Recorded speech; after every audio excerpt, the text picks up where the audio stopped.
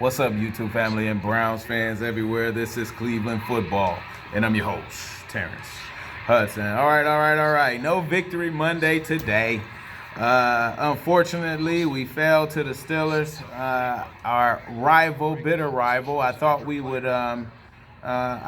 play a lot better than what we did, and unfortunately, we didn't. Though we had more total yards, more passing yards, more first downs. We just too many mistakes. 9 penalties. We had penalties and pre-snap penalties. The pre-snap penalties. Come on, y'all. This is the jumping off sides, and this is football. This is football at the pee-wee level. Okay, watch the ball.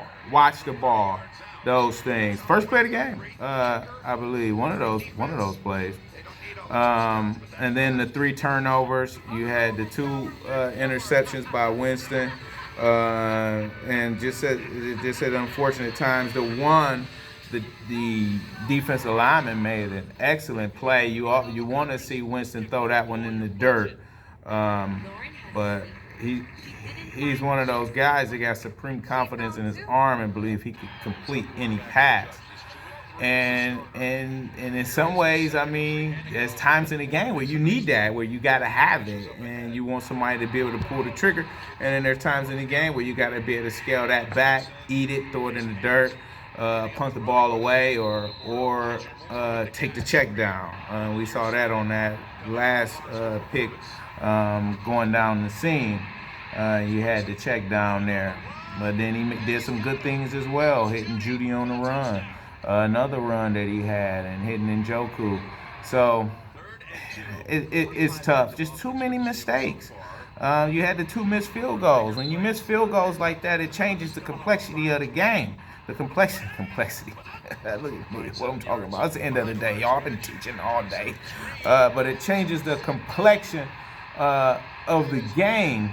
You miss those field goals because you make them and you get the game tighter and tighter, closer and closer. Who knows how the other team might react? Who knows how the Steelers might react to that? They may do something different. They may tighten up a little bit because it's getting down the stretch and the game is tight. So, but you miss those field goals. Those are like gut punches. Especially what would be chip shots for NFL kickers. You know, anything inside of 50 yards, 43. You know, these are things that you just got to have. So it was just too much to overcome. We saw a bad challenge. I think that was a frustration challenge. And the only reason why I'm bringing it up, because I hate bad challenges. You know, or frustration challenges when, you know, as a head coach, you would challenge a play because it's a play you feel you gotta have, and then he make that catch on the sideline. You like, nah, you just throw the challenge flag out of frustration, saying ain't no way he made that, or you just want to get it looked at again, and it looks like he got it. They're accurate on many of those calls where you got a guy right there on the sideline or a referee looking at it and he right there, and I can almost tell by the way the ref will make the call that he seemed like, okay, this guy's looking sure. You can almost tell with the body language and the way the refs make the call. Some of those plays, I think, though, in the future, they might need to look at some of these close passing plays to go back and just look at them. And, you extend the game for so long. You could do that in a reasonable amount of time. That could be done upstairs, as to say, no, that's not a catch. Those things you shouldn't have to challenge to me. You shouldn't have to. I know touchdowns are reviewable and turnovers are reviewable, but I think catches you shouldn't have to, submit a challenge to review whether something is a catch or not. That's just me. The Steelers, I mean, to me, looking at Pittsburgh and what they've been able to do with this team, I think Mike Tomlin should be up for Coach of the Year. Because when I look at Pittsburgh, I mean, I see a solid team they winning games, but they're not a team where it's like teams are like, oh, it's Pittsburgh, where they just like striking fear in squads. But he's getting the absolute most out of these guys. So that's why I'm saying Tomlin for Coach of the Year. And if they keep it up, And Russell Wilson, who continues to play well, I would even look at him as a comeback player of the year, considering what he went through in Denver last year, where he was just totally written off.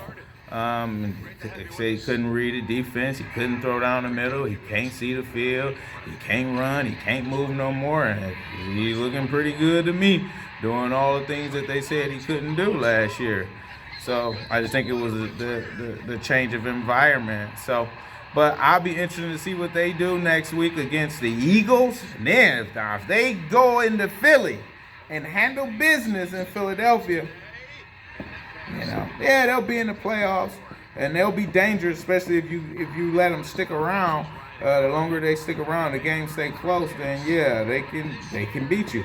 But I'll be wanting to see what they're going to do in Philadelphia. And both teams got something to play for because you're playing for playoff seeding and you're playing to win a division.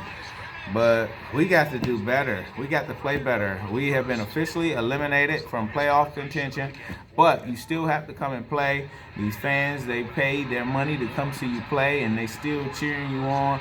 You got to give them something to cheer about. You got to still work hard and practice. One, you don't want to go out there and half do it, because when you play at half speed and you half doing it, you get hurt, right? The football is not a sport where you can just go out and lag and scale it back a little bit and take off, because you're going to end up getting your head knocked off. So you can't do that. And to me, it's just fun. Like, it's fun to play, man.